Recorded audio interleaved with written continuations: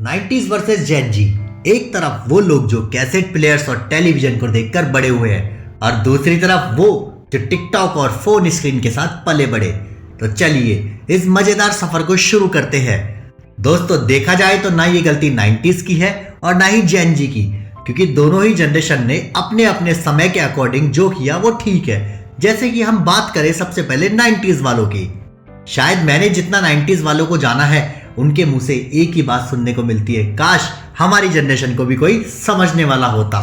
क्योंकि ना तो इनकी बातें और इनकी फीलिंग्स को इनके पेरेंट्स समझ पाते हैं, ना ही इनके छोटे भाई बहन, क्योंकि हमारे अधिकतर छोटे भाई बहन जेन जी जनरेशन के हैं और हम किसी से अपनी बातें शेयर नहीं कर पाते और धीरे धीरे घुटकर या तो मेंटल हेल्थ खराब कर लेते हैं या किसी ना किसी नशे में पड़कर अपनी फिजिकल हेल्थ खराब कर लेते हैं। और अगर गलती से 90s वालों की शादी हो जाए, आहा तो क्या ही कहना दोस्तों। कहते हैं ना, शादी का लड्डू खाए जो पछताए, नहीं खाए वो भी पछताए। अगर आपका हमसफर सही निकला जिसके साथ आप अपनी जिंदगी सुकून के साथ बिता सको तो ठीक है, वरना सुबह की चाय से लेकर रात को सोने तक आपके जीवन में रोज नए अध्याय शुरू होंगे। बीवी की सुनो तो जोरू का गुलाम, माँ की सुनो तो माँ का लाडला।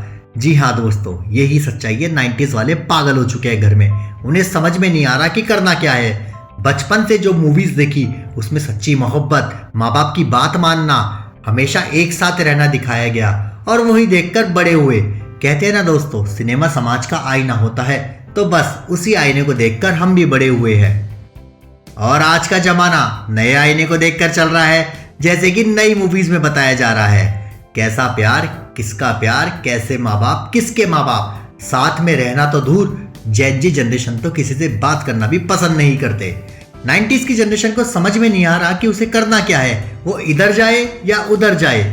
और हाँ, 90s वालों के माँ बाप को तो कुछ ज्यादा ही उम्मीदें हैं अपने बच्चों से कि हमारा बेटा डॉक्टर बने, बेटी डॉक्टर बने, बेटा इंजीनियर बने, अफसर बने।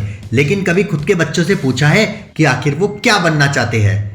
उस समय हमारा एजुकेशन सिस्टम भी सिर्फ और सिर्फ थ्योरी पे ध्यान देता था, ना कि हमारी स्किल्स पर। तो बस क्या करते, रटते रटते पास हो गए और नौकरी कर रहे गधों की तरह, और वो भी इस माहौल में जो बेरोजगारी से भरा पड़ा है।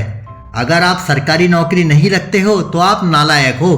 बस इसी भागा दौड़ी में सारे रिश्तों को संभालते संभालते, कमाते कमाते, अपनी इच्छाओं को मारकर घर वालों की इच्छाएं पूरी करते करते जिंदगी यूं ही कट रही है 90s की जनरेशन की।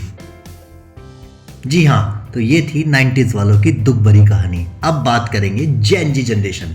ये जनरेशन अभी तक की सबसे एडवांस जनरेशन में आती है। इसका एक बड़ा रीजन ये है कि इस जनरेशन ने बचपन से ही टेक्नोलॉजी देखी है। हर हाथ में मोबाइल देखा है, हर घर में गाड़ियां देखी है।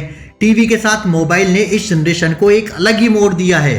आज ये जनरेशन पूरी तरह से इंटरनेट की दुनिया में उलझी हुई है। हमारी जनरेशन माँ बाप की बातें टाल नहीं सकती थी और ये जनरेशन माँ बाप की बातें मान नहीं सकती। इस जनरेशन की भी मैं कोई गलती नहीं मानता, क्योंकि इन्होंने जो देखा है वो ही सीखा है। जेन जी के साथ भी कम प्रॉब्लम्स नहीं है। आज के एजुकेशन सिस्टम ने माना कि बच्चों को स्किल सिखाई है, पर्सनालिटी डेवलपमेंट दिया है, लेकिन जब मैं छोटे छोटे बच्चों को खुद के वजन से ज्यादा बैग उठाकर उन्हें स्कूल जाते हुए देखता हूं तो सोचता हूं, क्या यही बचपन है? जिस बचपन में इन बच्चों को इस वजन के साथ जाता हुआ देखता हूं तो लगता है क्या ये सब इनकी स्पाइन प्रॉब्लम का एक बड़ा कारण नहीं होगा? क्योंकि अभी से अगर इनकी नाजुक कमर पर इतना बोझ रहेगा तो आगे क्या होगा? और ऊपर से इन बच्चों को स्कूल के बाद ट्यूशन अलग से जाना पड़ता है। और अगर बात करें आउटडोर एक्टिविटी की तो वो सिर्फ मोबाइल तक ही सीमित है। ना इनकी फिजिकल ग्रोथ हो पा रही है, ना ही मेंटल ग्रोथ हो पा रही है। और बच्चों की डाइट का तो क्या ही कहना। पिज्जा, बर्गर, मोमोज, नूडल जैसी पौष्टिक चीजें जो खाते हैं, इनकी ग्रोथ को भला कोई कैसे रोक सकता है? छोटे बच्चों के हैवी चश्मे लग जाते हैं और भी बहुत सी कमजोरियां हो जाती है। और जब बच्चे धीरे धीरे बड़े होते हैं तो उनकी मेंटल और फिजिकल लाइफ तो खराब हो ही रही है। और ये अपने इंटरनेट की दुनिया में इतने खो गए हैं कि इन्हें किसी के होने या ना होने से कोई फर्क नहीं पड़ता है। और अगर इन्हें कोई समझाने की कोशिश करे तो ये उल्टा इसे ही समझा देते हैं।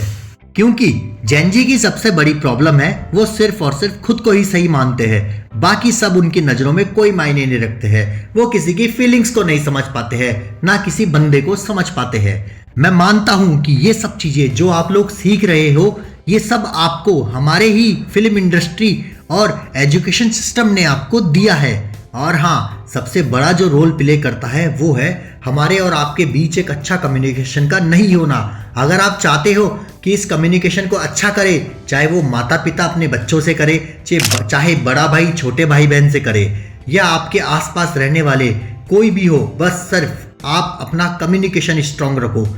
आइए मिलिए एक दूसरे से, बैठिए बातें करिए अपने दोस्तों से, समझिए एक दूसरे को, रेस्पेक्ट दीजिए, क्योंकि साथ में चलकर ही हम एक अच्छे समाज का निर्माण कर सकते हैं। वरना दोस्तों, जिस तरह से ये जनरेशन गैप बढ़ रहा है, हमारी आपसी दूरियां बढ़ रही है, आपस में एक जो प्रेम था वो नहीं रहा है, क्योंकि आने वाली जनरेशन और भी एडवांस होगी, नई टेक्नोलॉजी के साथ चलेगी। अभी तो एक और नई जनरेशन की शुरुआत होने वाली है, जो कि 90s वालों के बच्चे हैं।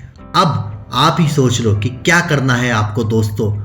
और हाँ, अगर जेनजी वाले ये सोच रहे हैं कि वो इस न्यू जनरेशन से भी एडवांस है, तो वो इनके आगे नहीं टिक पाएंगे, तो ये आपकी गलत फहमी है। जैसे कि हम आपके साथ एडजस्ट कर रहे हैं, आपको भी उनके साथ एडजस्ट करना होगा, क्योंकि कुछ कोशिश तुम करो, कुछ कोशिश हम करें, आओ मिलकर कुछ करें, एक नए समाज का निर्माण करें। तो बताइए दोस्तों, कैसी लगी आपको मेरी ये वीडियो? आइए मेरे कमेंट बॉक्स में और दीजिए अपनी राय 90s और जेनजी के बारे में। और हाँ, लाइक, कमेंट और सब्सक्राइब करना ना भूलें मेरे चैनल को।